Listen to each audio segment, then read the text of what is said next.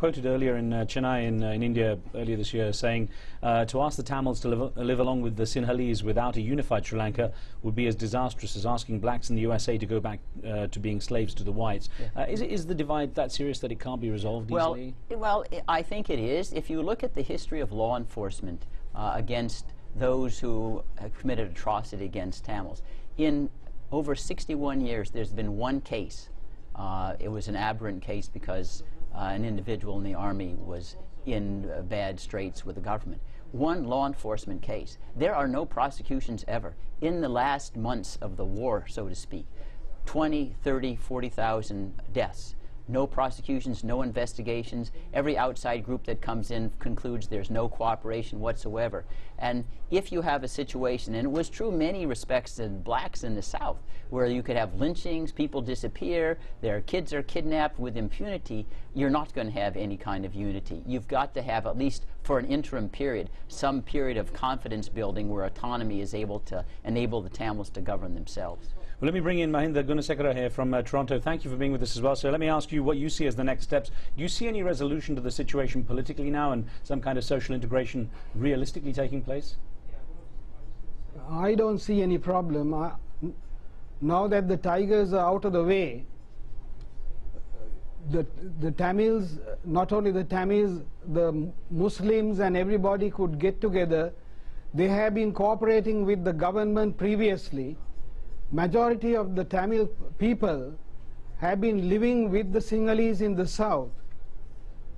Actually 54%. Actually, in fact, today the majority of the people in Colombo, in the capital city, are also Tamils. Then what do we do, sir? There are Tamil... So what do we do about the situation with the refugees then in the camps? You have, quotes of up to close to 300,000 people trapped there. That's right. First and foremost, we have to look after them, we have to care, we have to look after their needs, and their homes have to be rebuilt. The villages where they lived had to be demined. That is a major issue. Already even the mine clearing has cost about 15 lives already among the mine clearing personnel. So it's not an easy job. The roads had to be built, the schools, the medical centers, the homes had to be restored, and there are plans to try and resettle at least 60% of the people before the end of the year. Okay, so let me looking after. So I'll get back to you in just a second, Bruce. Fine, let me get back to you on this issue of what might be done. You're fairly aggressive in wanting some kind of action taken. I gather you have a fairly hefty indictment on 2 of the cabinet ministers in Sri Lanka. Yes, there have been literally scores of war crimes that were committed, and this is any observers there watching the bombings, artillery shells of churches, schools, hospitals, displaced persons camp.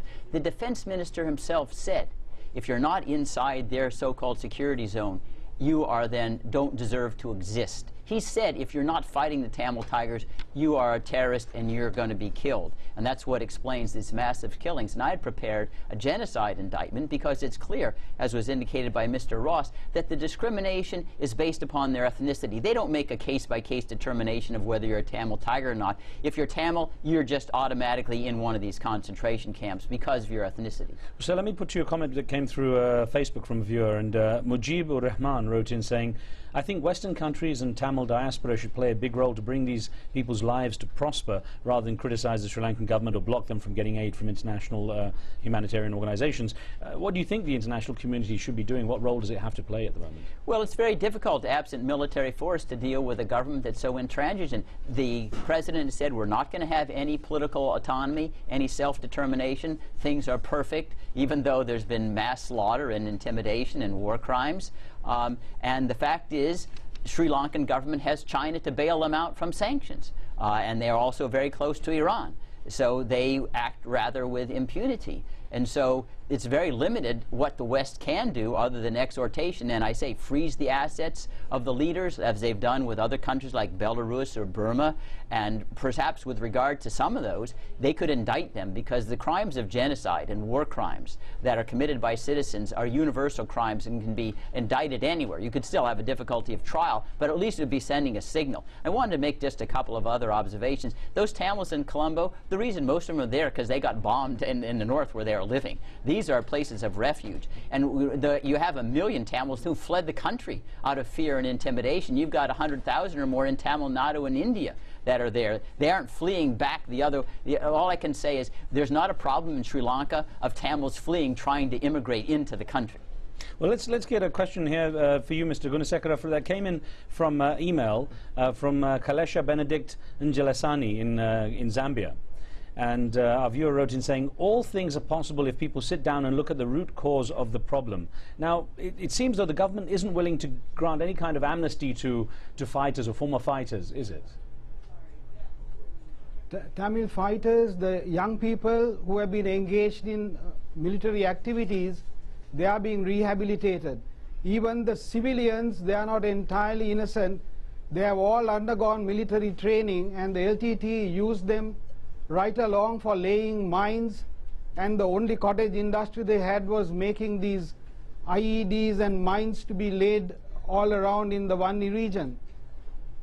Well, so as regards the well, sir, I'm going to pause you there. I'm going to just pause you. I will get back to you in a moment. So we've got to take a short break here. As we pause, let me remind you, you can join the conversation with your questions and comments by logging on to livestation.com. You can enter the chat room where the debate's taking place, as you'll see right now. We'll be right back.